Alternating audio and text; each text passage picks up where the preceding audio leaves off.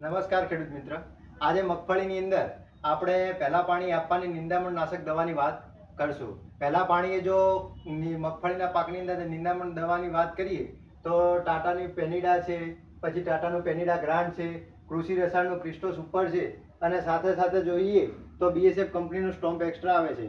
આ ચારે દવામાંથી કોઈ પણ એક દવાની ઉપયોગ આપણે મગફળીની અંદર પહેલા પાણીએ નિંદામણ નાશકની અંદર કરી શકીએ છીએ. જો તમારા ખેતરની અંદર જો વધારે પડતું નિંદામણ ઉગતું હોય ચોમાસા દરમિયાન તો એની સાથે ડાયક્લોસુલામ 84% એ પેન્ડીની સાથે જો મિક્સ કરીને સ્પ્રે કરવામાં આવે તો સારા પ્રમાણની અંદર મગફળીની અંદર નિંદામણનો નાશ દેખવા મળે છે અને સારું એવું પ્રમાણની અંદર મગફળીનું જર્મિનેશન દેખવા મળે છે. જો આ બે ટેકનિકલ પેન્ડી અને ડાયક્લોસુલામ આપણે જાતે જો મિક્સ કરી ન શકતા હોઈએ તો એ ટાટા કંપનીએ માર્ક પ્લસ કરીને પ્રોડક્ટ બનાવી છે, જેની અંદર ડાયક્લોસુલામ અને પેન્ડીમિથાઇલ એ બંને ટેકનિકલનું કોમ્બિનેશન કરીને જ આપણને આપ્યું છે.